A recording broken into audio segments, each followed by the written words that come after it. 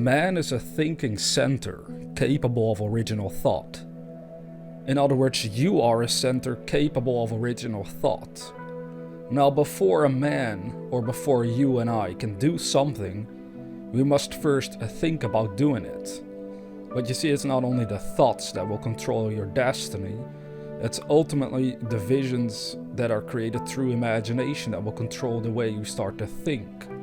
So if you're a thinking center capable of original thought, and if a thought is the preamble to creation, to the results that we generate and manifest in our worlds, then we should become familiar with how to execute creative thought, how to actually develop original thought for ourselves and our individual lives.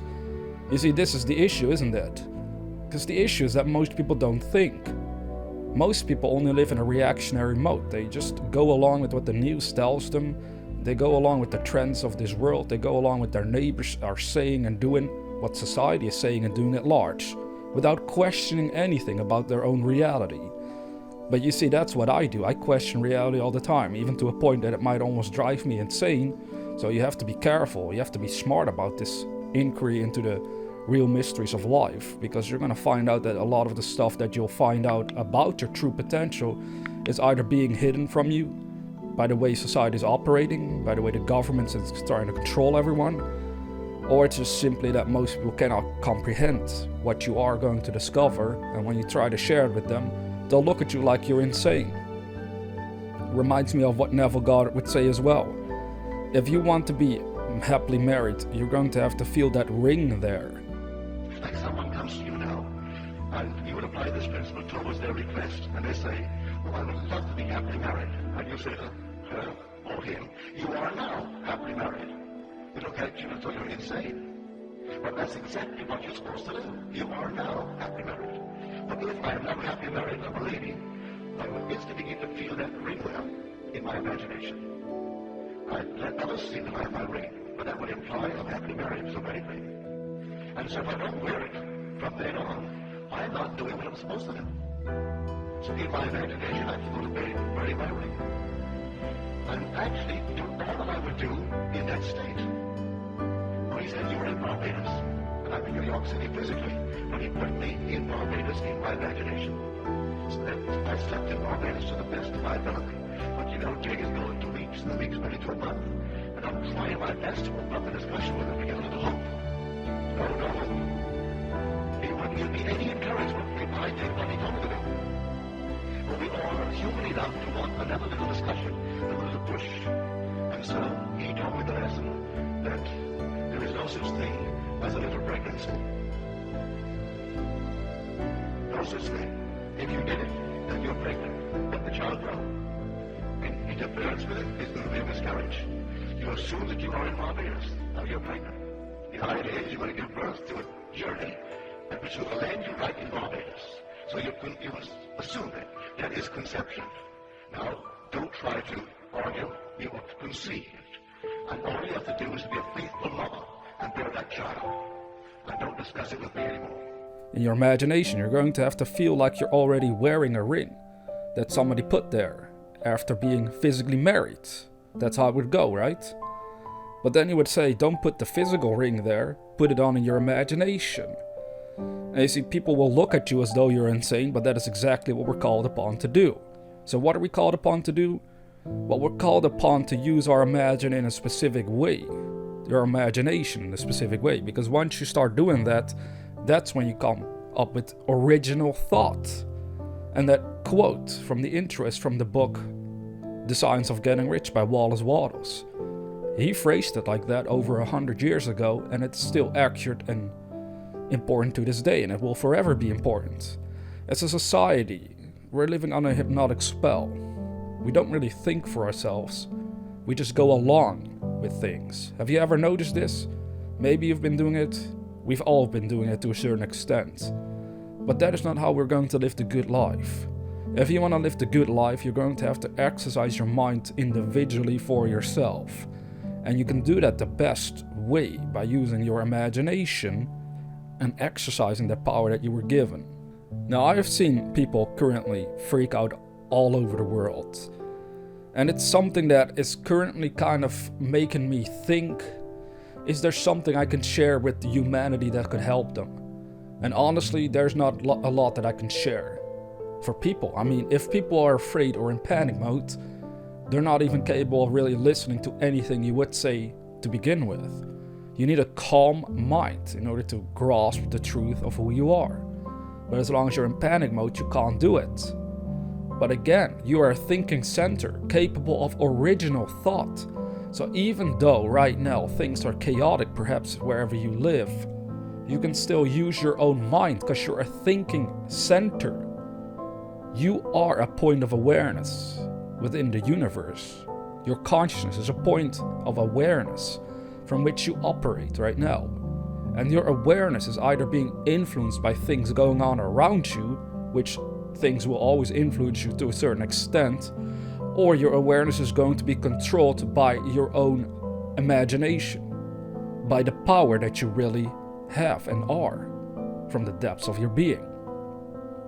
I think it's very important. That's the only message I can share during times of chaos, is that people will have to figure this out for themselves. They will have to consider that they can still think for themselves in spite of what circumstances are telling them. But because circumstances are only gonna get worse. The way this world is operating currently, physically speaking, and it has always been like this, but sometimes it gets crazier than other times throughout our lives. The way it is operating, it is causing people to lose track of who they really are. And that's almost a disgrace. That's absolutely disgusting. That humanity, this great creation of the universe, a human being, and I don't say that to sound arrogant or full of myself. I'm not saying that to put myself on a pedestal, because we're all one. At the essence of life itself, everything is connected, everything is one. But human beings are a point of awareness, capable of original thought. That's the difference between a human and an animal. Most of it is similar. We have the ability to live from a fight or flight response. That is how animals operate. They operate by instinct. But you as a human being have the power to control how you will respond to things around you. And in that control, in that power that you have inside consciousness, you can also decide the direction in which you will grow. Now, if you're afraid that you're going to be boxed in and locked in by how society or how the government is going to try and control you with fear and manipulation, all this crazy stuff, taking away rights, well, then you're missing the point altogether.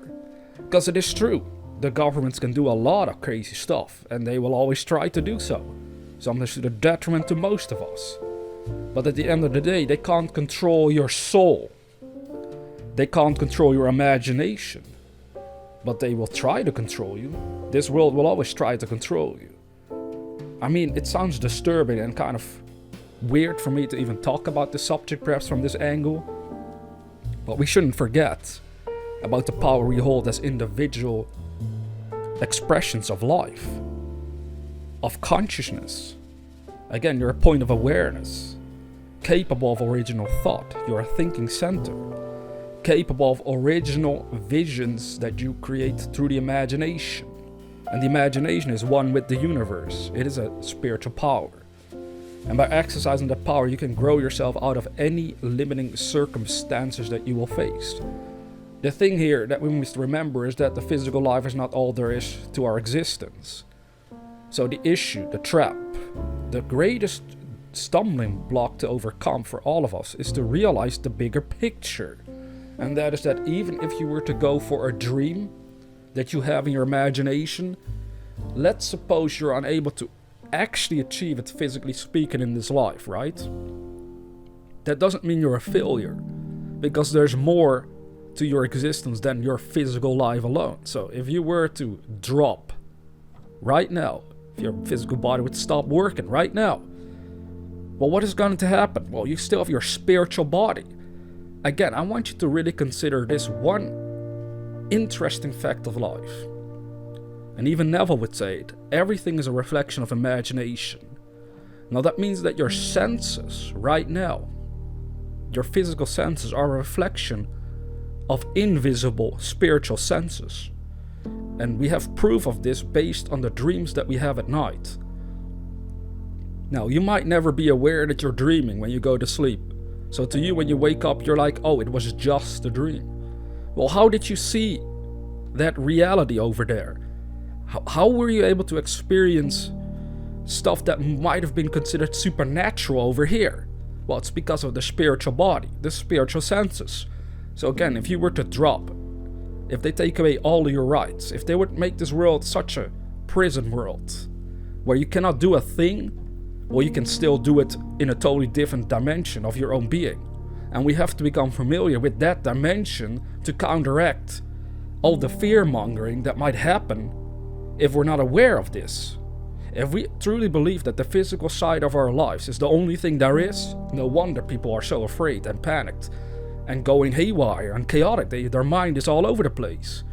As one of my mentors would say, it's like having a mind like a ping pong ball that just goes left and right, back and forth, all over the place. You're not thinking for yourself. You gotta start thinking for yourself. How do you start thinking for yourself? Well, first of all, you're going to have to discover and try and grasp that you can imagine whatsoever you want. And as you build a vision of fulfilled desires inside your consciousness, then it can control your own thinking. And once your thinking is controlled by your imagination, well, then you can set yourself free, because imagination knows no limits and it never wants you to be a limited being to begin with. But we'll stay limited as long as we believe that the physical world is the only thing there is to us. But it's not. Because again, you are a thinking center, capable of original thought. And in order to express original thought, you're going to have to use the divine faculty of imagination. And you have one. Don't ever forget that you have one. And if you've never exercised it properly, figure out how to do so. There are people out there that are trying to help you manage to see how they can do it. You can learn it for yourself and then discover the truth of who you really are beyond physicality. Now, that's all I had to share for you through this video. It's kind of an off-script, weird perhaps video for some people out there, especially certain terms that I threw around there about chaos and limitation and manipulation of the government. Well, it has to be said. Sometimes some facts have to be stated so that we may find the real truth and freedom that lies beyond the physical realm itself. Now, if you're new to this channel, consider subscribing to receive inspirational videos on a regular basis. And with that being said, dear viewer, never forget that we are the dreamers.